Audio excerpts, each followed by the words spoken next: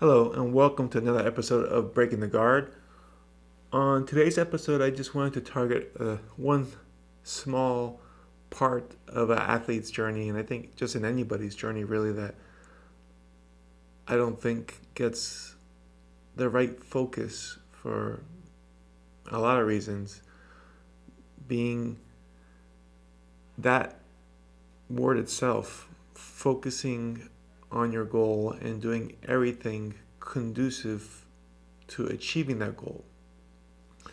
And what I mean by that, I look now at what I'm doing as far as lifestyle, and I realize I'm doing a much better job of being congruent with my long term goals.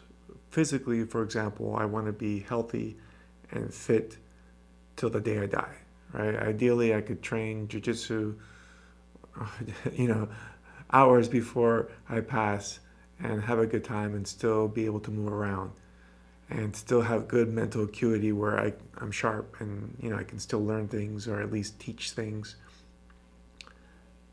Seeing how I treat my health, my physical fitness, my recovery, my diet is all in line with that. There's nothing I'm doing now that you would look at and say, hey, isn't that kind of hurting your goals? Isn't that kind of contradictory to things that you would have told somebody else to do to achieve those things? When I was younger and actually competing, I had lots of these contradictions. I would, have cheat days or days that, that I would feel I would need to, or I would want to indulge myself in, different foods and overeat and stuff that I know going into it is not great for me, but I just wanted to indulge myself uh, in doing that. And similarly, you know, just goofing off and not training, or I mean, and I think I'm probably better than this than most people because I don't drink, I don't smoke, I don't do any drugs, I don't party, so I'm pretty tame in that regard. But even still, there's other ways that I feel like I wasted time or I didn't invest enough time into my preparation that I could have. So for people who are starting their journey in sports or just in anything you're doing really, I would look at all the things you do and figure out which things are working against you here that you can switch out for something that works for you. For example, instead of uh, going out partying, you could have done a yoga session, or you could have done a sauna session, or you could have done some type of recovery protocol that not only enhances your physical recovery but also your mental, right? I feel there's this idea that in order to be able to relax, you have to do something that might kind of hurt you in some other way, right? Like some people, or a lot of people, they see partying and they know, well, it's not good for me because I'm going to be drinking lots of alcohol. I might be doing drugs that get me intoxicated, but it allows me to mentally unwind. And they feel like that's like the only way that works. It's like you could mentally unwind in a lot of ways that doesn't involve physically damaging your body, right? Like I said, sauna, ice plunge, stretching, just going out for a hike or a simple walk. These are all ways that are very relaxing. Like yesterday, I went with my parents and my wife uh, to Cathedral Gorge State Park, a few hours here from here in Vegas, and spent a couple hours just walking. It's just absolutely beautiful. The air is clean. It's very quiet. There was like barely anybody there, and very nice. And you don't come back the next day feeling hungover, right? You feel great. Like you can do more stuff now.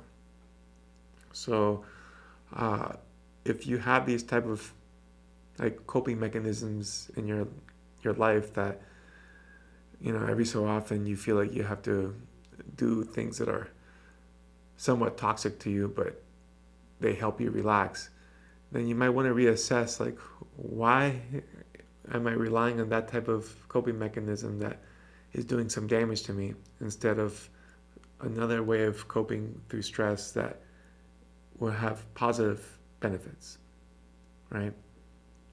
Because sometimes these coping mechanisms that you choose can do more damage and become a bigger problem than the problem you're trying to get away from, right? Like, it's like people who are stress eaters, and they they eat as a way of unwinding and relaxing from stress. If they do this too much, now the obesity is going to be a bigger problem than whatever problem they were dealing with, because that problem could actually end their life now, right? You might have heart issues, you might develop diabetes, right? So, like, uh, I feel it's important to be honest with yourself and look at the different things that you do in your life and realize which things am I doing are not useful, not productive, and if anything, they're counterproductive or they're toxic to my ambitions, to my goals, and find ways to replace them with other things. That's an important thing also. Like, you can't just remove something and leave a void in its place. If you're gonna remove something, it has to be replaced with something else, right? We don't do good with an empty gap where something used to be, right? So if you're gonna say, I don't want to drink anymore on the weekends, great. And now you have to replace it with something else. Maybe it's a fun run, or just a hike, or you know reading a book, or whatever the case is. But, like, you have to find a positive substitute. You can't just take out the negative and expect that that void is gonna fill itself up on its own.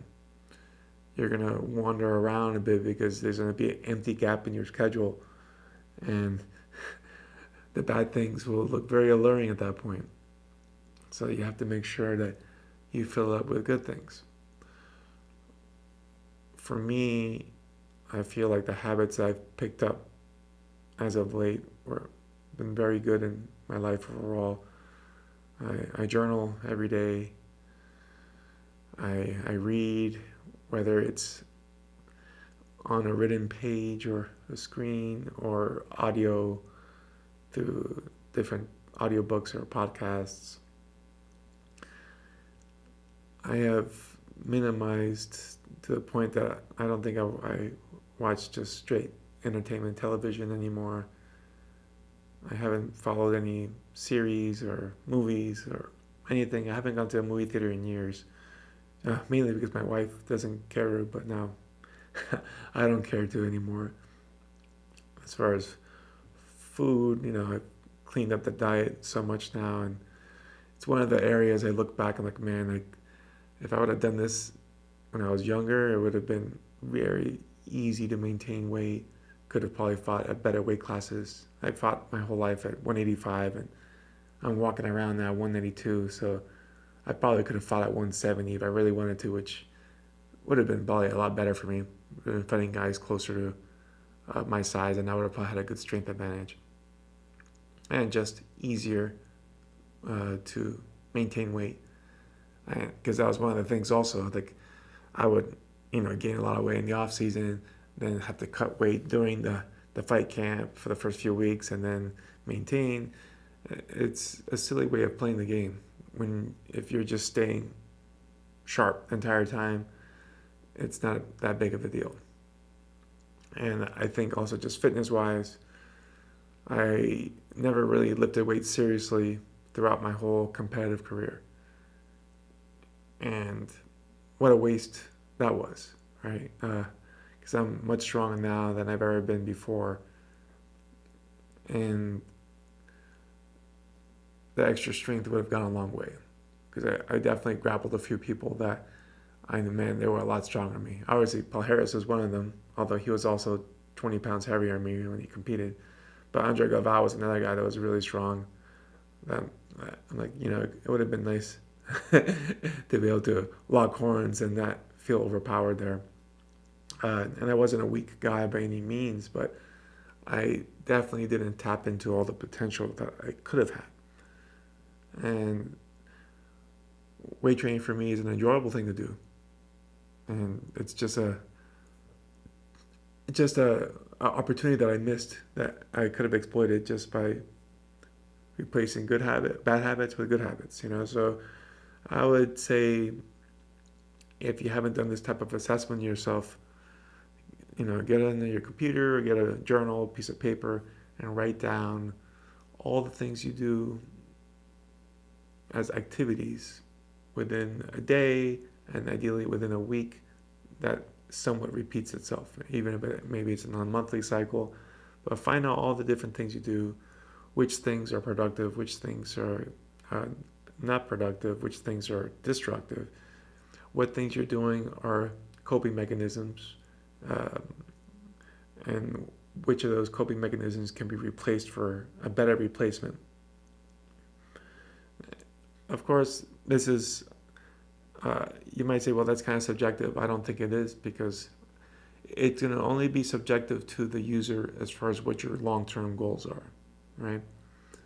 Um, if you have the goal of being a world class athlete, getting trashed on the weekends is objectively not good for you, right? It's not going to help you get there faster. Even if you can say, well, so and so did it and they got to the top, and my response to you would be, imagine how much more they could have done if they didn't do that, right? There's a lot of people who are naturally gifted and they can get away with breaking some of the rules, and maybe you can too, but you don't have to, right? And I feel like there's a lot more potential to be unlocked if you stay true to your goals. Anyhow, that's all I have to you today. Little uh, straight talk here about being very detail oriented with all the things that you do, making sure that everything that you do is congruent with your goals. And it's good to have this kind of audit every so often because, things happen. Um, you might move, you might train in a different place, and you might shake up your routine a little bit and forget what was the long term purpose. How do all the things I do now fit into what I'm doing? Right? Ideally, everything fits in 100%, and I understand that maybe not everything you'll do will be 100% in line, but at least you should be the majority in there, right?